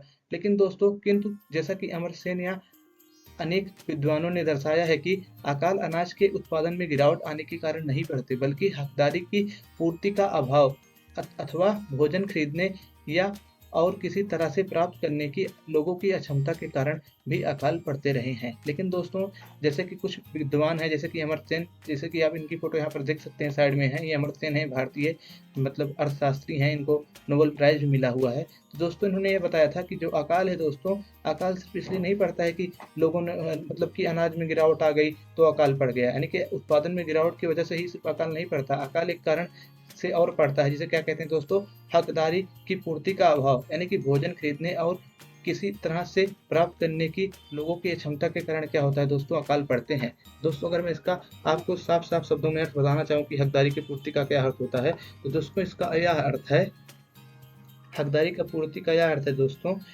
जो अकाल था दोस्तों इसलिए बढ़ता था कि अनाज जो था वो बाजार में मौजूद था, यानी कि अनाज का उत्पादन हो या ना हो इससे संबंधित नहीं था। जो अकाल है वह इससे संबंधित था कि लोगों के पास क्या होता था दोस्तों, हक नहीं होता था, यानी कि उनके ऊपर सामर्थ्य नहीं था उनके पास कि वो क्या कर सके, बाजार से अनाज खरीद सके, यानी कि उनके पास हक नहीं था, सामर्थ्य नहीं था अनाज खरीदने का, उनके पास इतने संसाधन नहीं थे कि वो अनाज खरीद सकते बाजार में। तो इसके लिए क्या होता था दोस्तों, देश में अकाल फैल जाता था। ठीक दोस्तों, ये दोस्तों हकदारी के जो पूर्ति का अभाव है, यह किसने बताया है, अमर्त्य सेन ने बताया है। इसे आप याद रखिएगा, परीक्षा में पूछा जा सकता है। लेकिन दोस्तों वर्तमान समय देखेंगे आप तो सिंचाई और संचार और सरकारी राहतों उपायों के कारण क्या हुआ दोस्तों, अब अकाल से होने वाली मौतों में क्या हुई दोस्तों, भारी कमी आई है। यानी कि अब सिंचाई के साधन विकसित हो गए हैं, अब लोग सिर्फ वर्षा पर ही निर्भर नहीं रहते हैं, और संचार के भी अच्छे साधन हो गए हैं, और सरकार भी अब क्या करती है दोस्तों, राहत उपाय समय पर भेज देती है, क्योंकि परिवहन और जो संचार है क्या है, अच्छे से विकसित हो गया है। तो इसकी वजह से दोस्तों क्या हुआ है, जो अकाल की होने वाली मौतें थी उसमें क्या हुई है दोस्तों, कमी आई है। किंतु दोस्तों आज भी देश के पिछड़े इलाकों से भूखमरी के कारण लोगों के मरने के समाचार मिलते रहते हैं। दोस्तों वर्तमान समय में देखेंगे आप, जो देश के कुछ पिछड़े इलाके हैं वहाँ पर अभी भी लोग क्या हो रहे हैं दोस्तों, भूखमरी से क्या हो रहे हैं, मर रहे हैं। दोस्तों ऐसा नहीं है कि दोस्तों जो देश के लोग हैं वो भूखमरी से मर रहे हैं और सरकार कुछ कर नहीं रही। दोस्तों ऐसे क्षेत्रों में जहाँ पर भूखमरी है या जहाँ पर लोग क्या है, बेरोजगार हैं, वहाँ पर सरकार दोस्तों रोजगार प्राप्त करने के लिए बहुत सारे कानून, बहुत सारे नियम बनाई है, बहुत सारी योजनाएं लागू की हैं। दोस्तों जैसे कि देखेंगे, सरकार ने अभी कुछ समय पहले ही ग्रामीण इलाकों में भूखमरी और भूख की समस्या से समाधान पाने के लिए महात्मा गांधी राष्ट्रीय ग्रामीण रोजगार गारंटी अधिनियम नामक एक कानून बनाया है। ठीक दोस्तों, यानी कि दोस्तों जो भारत के कुछ ग्रामीण इलाके हैं, वहाँ पर भूख और भूखमरी की समस्या से निपटने के लिए क्या किया है दोस्तों, सरकार ने एक कानून लाया है जिसका क्या नाम है दोस्तों, महात्मा गांधी राष्ट्रीय ग्रामीण रोजगार गारंटी अधिनियम। ठीक दोस्तों, इसको दोस्तों शॉर्ट फॉर्म में क्या बोलते हैं, मनरेगा बोलते हैं दोस्तों। दोस्तों मनरेगा के तहत क्या किया जाता है दोस्तों ये लोग जो बेरोजगार हैं उनको क्या किया जाता है दोस्तों, 365 दिनों में से 100 दिन क्या किया जाता है दोस्तों, वर्ष के 100 दिन उन्हें रोजगार सरकार प्रदान करती है, जिससे वो क्या कर सकें दोस्तों, अपने जीवन की मूलभूत आवश्यकताओं को पूरी कर सकें। ठीक दोस्तों, दूसरे दोस्तों इसको आप याद रखिएगा, महात्मा गांधी राष्ट्रीय ग्रामीण रोजगार गारंटी अधिनियम। ठीक दोस्तों अब आगे बढ़ते हैं। दोस्तों जन्म दर एक ऐसी सामाजिक सांस्कृतिक परिघटना है जिसमें परिवर्तन अपेक्षाकृत धीमी गति से आता है। दोस्तों जो जन्म दर होता है यानी कि जो बर्थ रेट होता है, वो ऐसी सामाजिक सांस्कृतिक परिघटना है जिसमें क्या होता है दोस्तों, परिवर्तन धीरे आता है, यानी कि लोगों की सोच बहुत धीमे धीमे बदलती है ना, कि क्या हो, जो बच्चे हैं वो कम पैदा हों, ऐसा जो लोगों की सोच है वो क्या होती है, धीरे धीरे परिवर्तित होती है। ठीक दोस्तों, इसलिए क्या है, एक सामाजिक परिघटना है ये जो जन्म दर है। इसमें क्या होता है दोस्तों, इसमें परिवर्तन अपेक्षाकृत धीमी गति से आता है, क्योंकि लोगों की सोच में क्या होता है, परिवर्तन धीमे धीमे आता है, इसलिए जन्म दर में भी क्या होता है दोस्तों, परिवर्तन अपेक्षाकृत धीमी गति से आता है। दोस्तों अगर आप देखेंगे जो अपेक्षाकृत कम प्रजनन दर वाले राज्य हैं, उनका अगर आप नाम देखेंगे तो दोस्तों सबसे पहले है केरल, तमिलनाडु, हिमाचल प्रदेश। ये सब क्या है दोस्तों, ये सब दोस्तों ऐसे राज्य हैं जिसमें क्या है, जो दोस्तों प्रजनन दर है बहुत ही कम है। और वहीं पर दोस्तों अगर आप देखेंगे ज्यादा प्रजनन दर वाले राज्य हैं वो इस प्रकार हैं, बिहार, मध्य प्रदेश और उत्तर प्रदेश। ये तीनों राज्य जो है दोस्तों, यहाँ पर जो प्रजनन दर है वो क्या है दोस्तों, ज्यादा है। ठीक दोस्तों, अब दोस्तों हम जानते हैं कि जनघनत्व क्या होता है, जिसको इंग्लिश में बोलते हैं पॉपुलेशन डेंसिटी। दोस्तों जनघनत्व तात्पर्य पर प्रति वर्ग किलोमीटर में निवास करने वाले मनुष्यों की संख्या से लगाया जाता है। यानी कि दोस्तों जनघनत्व का तात्पर्य है कि 1 किलोमीटर में कितने लोग रह रहे हैं। ठीक दोस्तों, यानी कि 1 किलोमीटर में जितने लोग रहते हैं उसे क्या बोलते हैं, हम जनघनत्व बोलते हैं।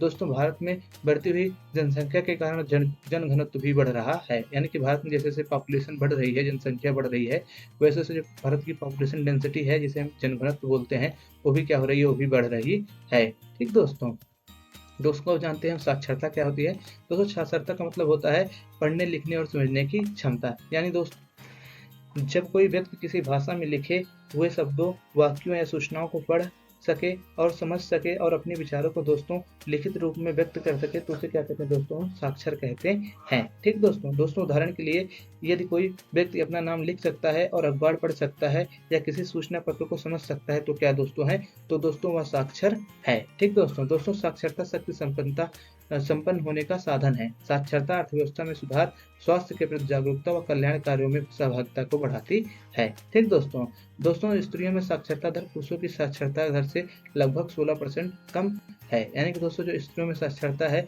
वो पुरुषों की साक्षरता दर से क्या है, 16% कम है। दोस्तों इसे आप नोट कर लीजिएगा, ये फैक्ट इंपॉर्टेंट है। उसके अलावा दोस्तों आगे बढ़ते हैं साक्षरता के बारे में और जान। दोस्तों हालांकि स्त्रियों में साक्षरता पुरुषों के मुकाबले अधिक तेजी से बढ़ रही है। दोस्तों जो स्त्रियों में साक्षरता है वो पुरुषों के मुकाबले कम है, लेकिन दोस्तों जो स्त्रियों में साक्षरता है वो क्या हो रही है, वो अधिक तेजी से बढ़ रही है पुरुषों के मुकाबले। ठीक दोस्तों, जिसका कारण यह भी है कि स्त्रियों में अपेक्षाकृत अधिक नीचे स्तर से साक्षरता बढ़ना शुरू हुई है। यानी कि दोस्तों इसका एक कारण यह है जो स्त्रियों में साक्षरता बहुत तेजी से बढ़ रही है पुरुषों के मुकाबले, क्योंकि दोस्तों जो स्त्रियां हैं उसमें जो साक्षरता है वो अपेक्षाकृत अधिक निचले स्तर से बढ़ना शुरू हो रही है। ठीक दोस्तों केरल साक्षरता में आगे है, वहीं बिहार राज्य काफी पीछे है। दोस्तों अगर आप देखेंगे तो भारत में जो केरल राज्य क्या है, साक्षरता के मामले में सबसे आगे या बहुत आगे है। वहीं पर आप देखेंगे बिहार राज्य क्या है दोस्तों, वो सबसे पीछे है साक्षरता के मामले में, या काफी पीछे है। ठीक दोस्तों अनुसूचित जाति व जनजाति में साक्षरता दर और भी नीची है। यानी कि जो दोस्तों SC/ST होते हैं, जिन्हें हम अनुसूचित जाति व अनुसूचित जनजाति कहते हैं, उनमें साक्षरता दर क्या है दोस्तों, और भी कम है। दोस्तों अब अगली हेडिंग है NCERT की ग्रामीण नगरीय भिन्नताएं। ठीक दोस्तों इसको हम जानते हैं कि ग्रामीण और नगर में क्या अंतर है और किस कारण लोग जो गाँव से मतलब शहर की ओर पलायन कर रहे हैं, इसके बारे में क्या करते हैं दोस्तों, हम अच्छे से अब जानते हैं। दोस्तों भारत के गाँव का देश कहा जाता है, यानी कि दोस्तों जो भारत है उसको गाँव का देश कहा जाता है, क्योंकि यहाँ के जो अधिकांश लोग हैं यहाँ के निवास करते हैं, गाँव में निवास करते हैं।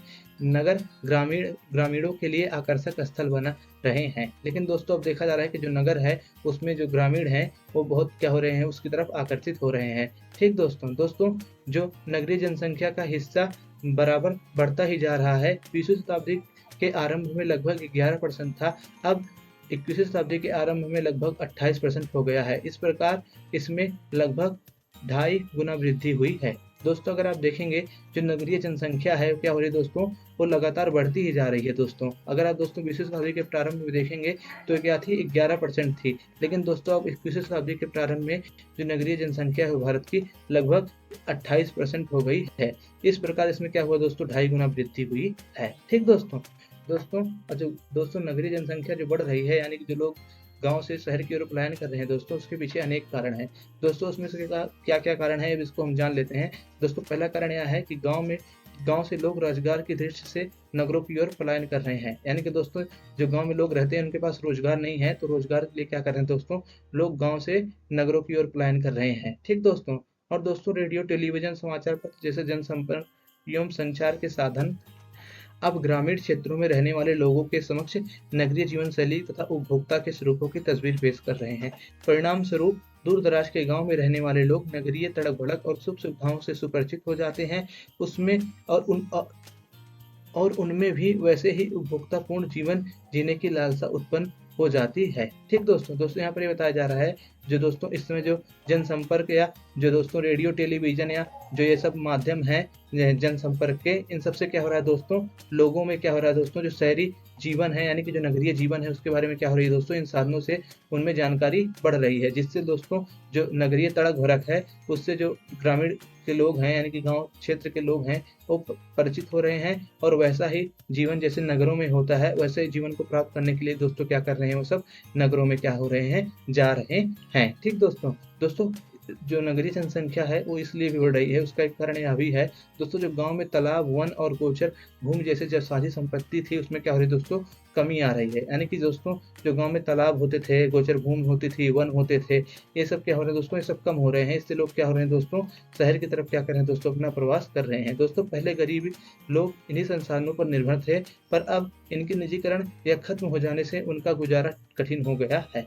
दोस्तों जो पहले गरीब लोग थे वो क्या थे दोस्तों, वो गांव के तालाब पर और वन पर क्या रहते थे, निर्भर रहते थे, क्योंकि उनके पास जो संसाधन थे वो जंगल से प्राप्त होते थे या जो उनके आसपास के क्षेत्र होते थे वहीं से क्या करते थे, अपने जीवन यापन के संसाधन प्राप्त करते थे। लेकिन दोस्तों अब जैसे जैसे तालाब, वन खत्म हो रहे हैं तो इससे क्या हो रहा है दोस्तों, इनके जीवन के जो साधन थे यानी कि आजीविका के जो साधन थे वो भी क्या हो रहे हैं, गरीब लोगों के समाप्त हो रहे हैं। दोस्तों अब इसी कारण क्या हो रहा है दोस्तों, उनको शहरों में जाना पड़ रहा है, क्योंकि उनके पास अब गाँव में जीवन यापन करने के लिए कुछ रह नहीं गया है, जंगल वंगल सब क्या हो गए हैं दोस्तों, खत्म हो गए, या तो उनका निजीकरण हो गया है, तो उनका गुजारा करना कठिन हो गया है। तो दोस्तों अपने जीवन का गुजारा करने के लिए क्या कर रहे हैं लोग, मतलब शहरों की ओर प्रस्थान कर रहे हैं। दोस्तों अब लोगों को पहले मुफ्त मिलने वाली चीजें जैसे कि ईंधन, चारा आदि बाजार से खरीदना पड़ता है, जिससे उनकी कठिनाई बढ़ गई है। साथ ही गांव में नगद आमदनी के अवसर भी घट रहे हैं। दोस्तों जो पहले लोगों को फ्री में चीजें मिल जाती थी जैसे कि ईंधन मतलब क्या होता है दोस्तों, जो जलाने योग्य चीजें होती उन्हें हम ईंधन बोलते हैं,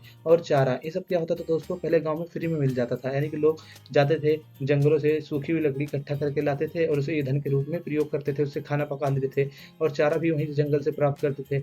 लेकिन दोस्तों क्या हो रहा है दोस्तों, इन सब की कमी हो रही है, यानी कि अब गाँव में भी ईंधन उधन मिलना मुश्किल है और चारा वारा मिलना मुश्किल है, जिसकी वजह से क्या हो रहा है दोस्तों, इन सब चीज़ों को बाजार से खरीदना पड़ रहा है। और बाजार से खरीदने के लिए क्या होता है दोस्तों, नगद आमदनी की ज़रूरत होती है, और गांव में नगद आमदनी के स्रोत है नहीं, यानी कि कमाई के स्रोत है नहीं, तो लोग क्या करते हैं दोस्तों, इसीलिए जो शहर होता है उसमें कमाने के लिए चले जाते हैं। ठीक दोस्तों जो लोग होते हैं वो सामाजिक कारणों से भी शहर की ओर आकर्षित होते हैं, जहां गुमनामी की जिंदगी मिलती है।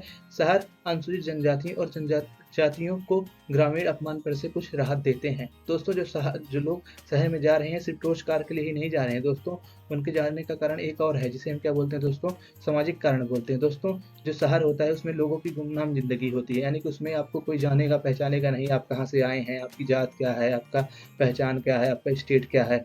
तो इससे क्या होता है दोस्तों, जो अनुसूचित जनजातियाँ होती हैं या जातियाँ होती हैं जिन्हें गाँव में बहुत ज़्यादा मतलब भेदभाव का सामना करना पड़ता है, तो दोस्तों वो उस अपमान से छुटकारा पाने के लिए क्या करती हैं, ग्रामीण इलाकों से क्षेत्र इलाकों में शहरी इलाकों में चली जाती हैं। दोस्तों जब शहरी इलाकों में जाती हैं तो उनको मतलब अपनी जात और जो उनकी क्षेत्र रहता है उससे किसी को फ़र्क नहीं पड़ता है, यानी कि चाहे जिस जात से हों, शहर में क्या होता है दोस्तों, उनको कुछ राहत मिल जाता है, क्योंकि जो जाति होती है शहर में वो ज़्यादा प्रभावशाली नहीं है, गाँव में ज़्यादा प्रभावशाली है। तो इसीलिए दोस्तों ग्रामीण अपमान से बचने के लिए लोग क्या होते हैं, शहर की ओर प्रस्थान करते हैं। वहीं दोस्तों शहरी जीवन होता है उसमें गुमनामी के कारण जो सामाजिक दृष्टि से प्रभावशाली ग्रामीण समूह के अपेक्षाकृत जो गरीब लोग होते हैं, वो शहर में जाकर नीचा समझे माने काम को भी कर सकते हैं, जो गाँव में करने के लिए क्या होते हैं, हिचकिचाते हैं या बदनामी के डर से जिस कार्य को नहीं करते हैं। दोस्तों इसमें ये बताया जा रहा है कि जो ऐसे लोग होते हैं जो सामाजिक मतलब जो ग्रामीण समाज में क्या है, अपेक्षाकृत प्रभुत्वशाली वर्ग से आते हैं और क्या है, गरीब है। मान लीजिए कोई अगर अपर कास्ट का बंदा है और वो गरीब है, तो गाँव में ऐसा कोई काम नहीं कर सकता है जो क्या हो, जो नीचा समझा जाता हो। क्यों? क्योंकि वो ऊँची जात से आता है, तो छोटा काम कैसे करेगा?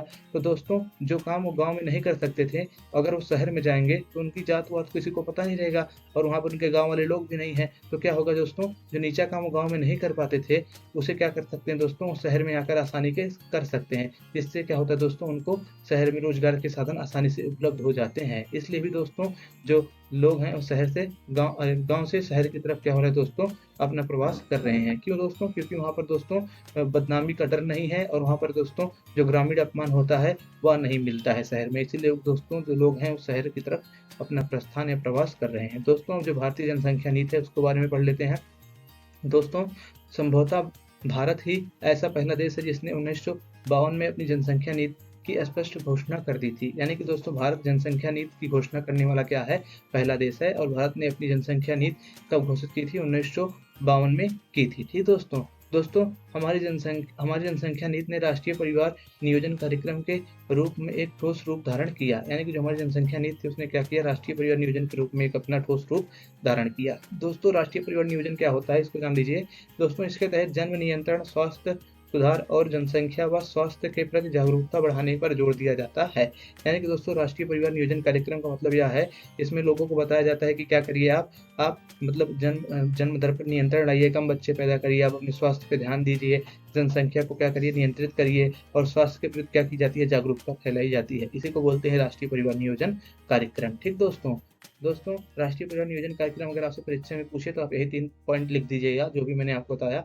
यानी कि जनसंख्या वृद्धि की दर को धीमी करना, जन स्वास्थ्य के मानक स्तर में सुधार करना और लोगों में जागरूकता लाना, यही कहा है दोस्तों राष्ट्रीय परिवार नियोजन कार्यक्रम है। ठीक दोस्तों देखिए राष्ट्रीय परिवार नियोजन जो कार्यक्रम था उस पर आपातकाल में क्या प्रभाव पड़ा। दोस्तों जो आपातकाल था आप सभी जानते हैं ना, इंदिरा गांधी के द्वारा लगाया गया था और दोस्तों ये 1975 से 1977 तक चला था। ठीक दोस्तों, अब दोस्तों जो आपातकाल का दौर था इसमें परिवार नियोजन कार्यक्रम को बहुत गहरा धक्का लगा। दोस्तों जो पहले लोगों से स्वेच्छा से मतलब जन्म दर को नियंत्रित करने के लिए कहा जाता था, अब सरकार क्या करने लगी दोस्तों, जबरदस्ती क्या करने लगी, लोगों का बंध्याकरण करवा के जो जन्म दर था उसको कम करने की कोशिश करने लगी और पुरुषों को नसबंदी कराई गई आपातकाल के दौरान और महिलाओं की नलिकाबंदी करवाई गई, जिससे क्या हो दोस्तों आपातकाल के बाद राष्ट्रीय परिवार कल्याण कार्यक्रम पर क्या प्रभाव पड़ा अब उसको हम जान लेते हैं दोस्तों।